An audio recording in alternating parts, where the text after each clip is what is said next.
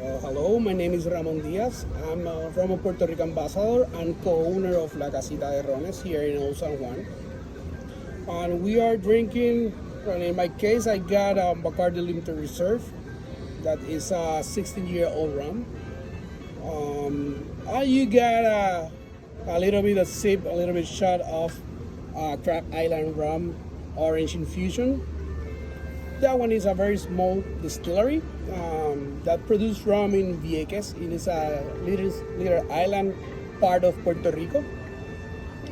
And in that distillery, they got only 2 pop stills. They made the infusion, on the side and do the distillation in another side. Then, mix it and they start, to age a little bit the rum. That one have about 1 year age, and they got another one that is 3 years old, but they are selling rum only for 2 years ago. They start to produce rum in the island. As you know, in the case of Bacardi is start to produce rum in 1862 in Santiago de Cuba first, then opened a second distillery in Puerto Rico in 1936. So a lot of people think that Bacardi family moved to Puerto Rico because the revolution, because Castro, but that's not true. They opened the second distillery here in that corner in Ochoa building at first, and then moved to Cataño, to the other side of the bay. But they moved to Puerto Rico in 1936. So Castro take the power in 1959, and in the 1960s take over the distillery of Bacardi, and then the Bacardi family stay with the distillery that I have here in Puerto Rico. But why they, open a second distillery in Puerto Rico? Because they want, to export to the United States. What happened in 1990 to 1933? The Prohibition era. And what happened with Bacardi, start to make very famous because all the people that live in the United States start to, to travel to Cuba for what? For party, for cigars, for rum, and for women. So that's the story. And when the Prohibition ended in 1933, they start to, all the rum that are sold in the United States start to going down. So need to, to sell more rum in the United States. They opened the second distillery because here in Puerto Rico, we are part of the United States. It's more easier, to export the rum to the United States. So that's the way. In that case, I got 16-year-old rum. So salud. Salud.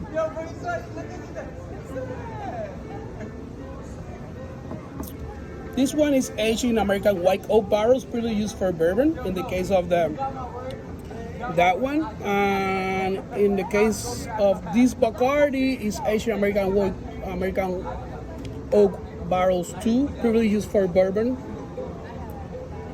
From Kentucky, but here in Puerto Rico we got too many different brands, too many expression of all the brands. So we got Ron del Barrilito, that is one of the favorite of all the bartenders, I always said. Ron del Barrilito, we got, Barrilito 2 Star, that is 3 years old. Barrilito 3 Star, that is a blend 6 to 10 years. It's the most seller of the brand. They got the 4 Star that you only find in the distillery. And also they got the 5 stars. That is very difficult to find. It's up to 35 years old rum. Pretty good one. So if you would like to know, a little bit of story of Ron del Barrilito. Ron del Barrilito started to produce rum in 1880. So at first, all the people call it Fernandez rum because if you in the label they got a P and a F. that means Pedro Fernandez, his owner. So all the people call it Fernandez rum. But what happened? When Pedro Fernandez have a special guest in his house, they give it a special rum for a barrel they have in the back of the house. So the mouth spread. All the people know that Pedro Fernandez have a barrel, a barrilito in the back in the house. So when when Pedro Fernandez have a guest and give it Fernandez rum, his guest say, I don't want Fernandez rum. I want rum del barrilito that you got in the back, rum of the little bottle. So his son, Edmundo Fernandez, decide to change the name as a rum del barrilito.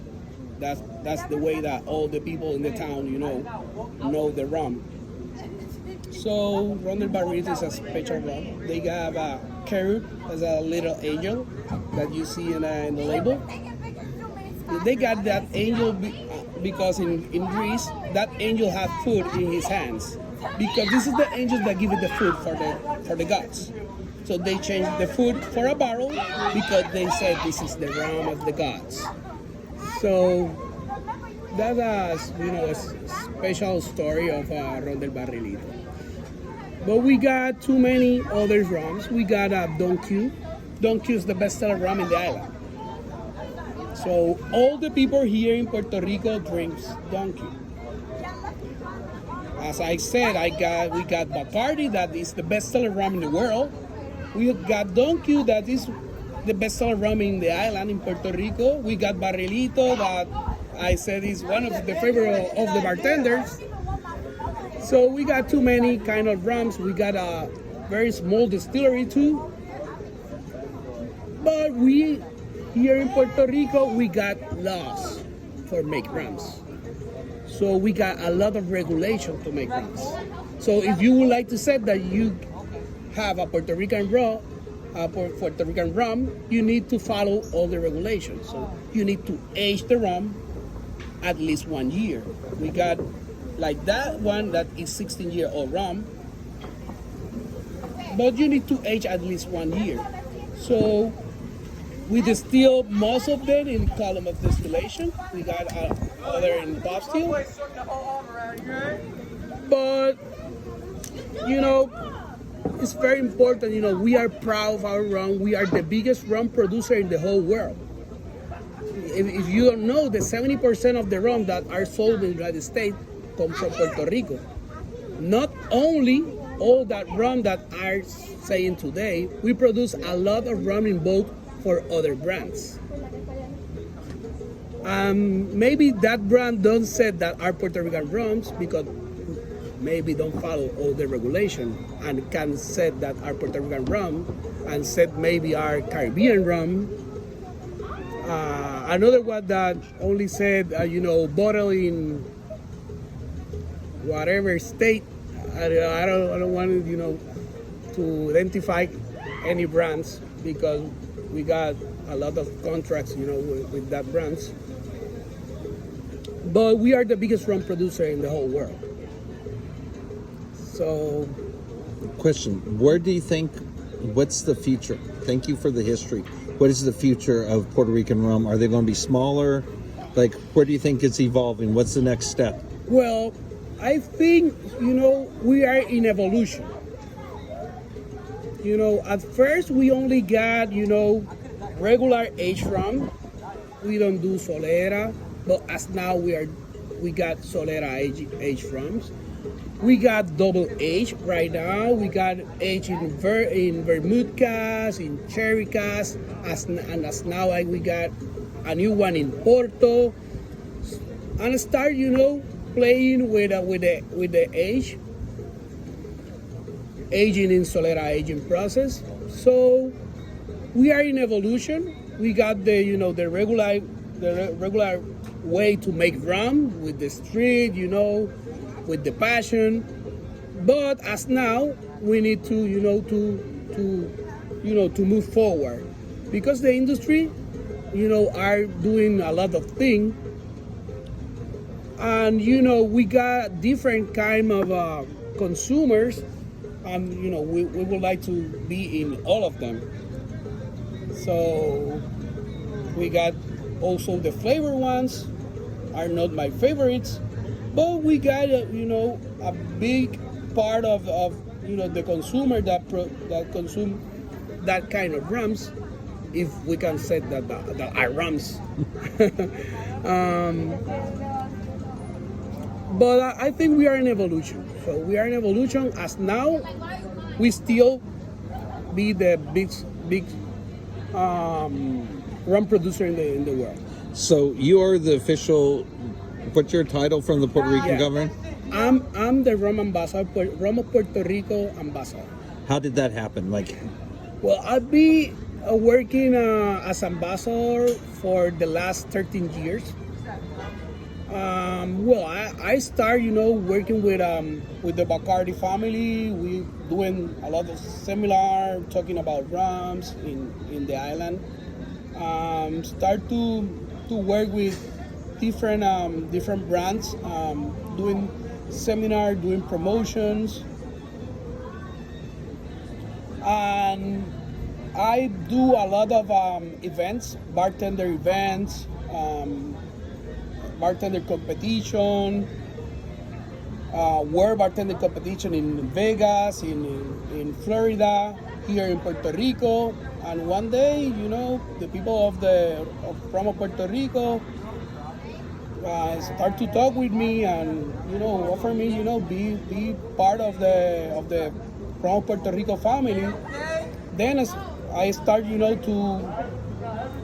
study all the brands, start to make to take a lot of seminar with all the brand masters and the blend master of each distillery.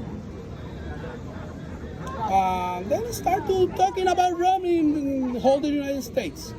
So I represent rum Puerto Rico in all the United States, and of course here in the island in Puerto Rico. So that's the way I be for the last 13 years as a rum Puerto Rico rum ambassador.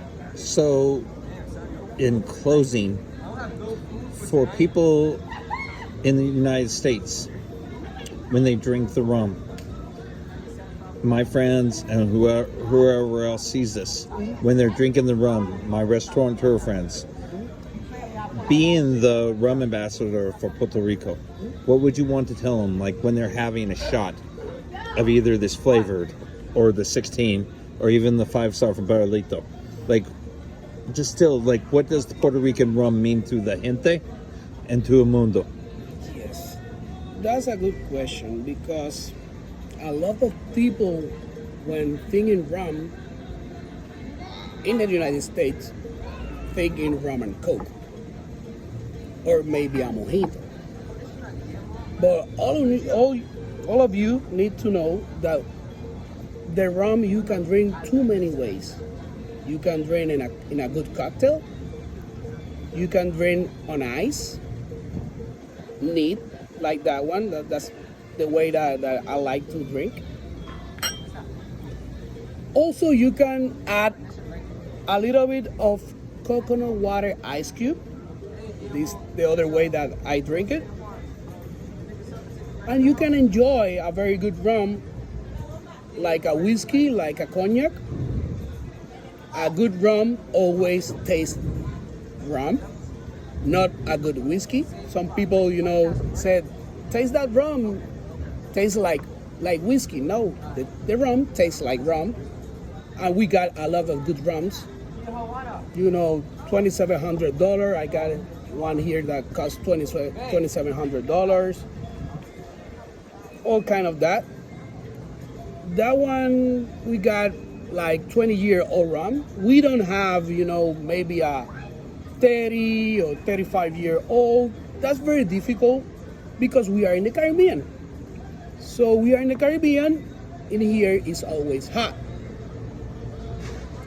And we lost 8 to 10% only in evaporation every year. So it's very different to Scotland with the Scotch. They lose only 2% because you got too many part of the year very cold. And what happened with the wood of the barrel when it's cold? Contract, right? And what happened with the liquor that is inside the barrel? Can get, all that color, flavor, and aroma. But what happened when it's hot? Like here in Puerto Rico in the Caribbean, they would expand. And what happened with the liquor?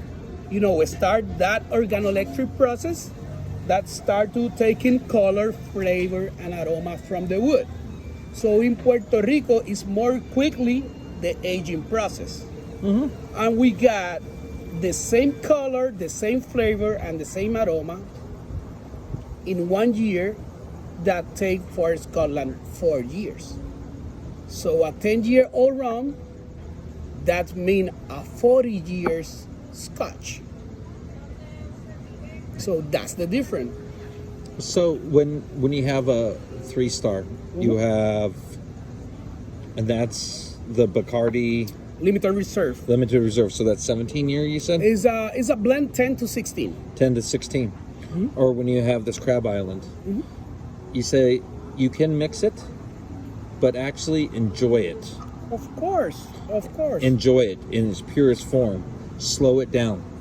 Yes. Is that, if you look at the nuance, if you look at what rum is, the more you slow it down, the purest, is that the best way of describing what it means, rum means to the Puerto Rican people? Of course. We got different type of drinkers. So, but the people that like rums that are, one of our bigger consumer here in the island, we drink neat.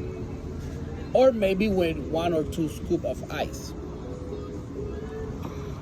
I like neat in my case, and I said before I like with a scoop of coconut water. In my house, I got always coconut water ice cube.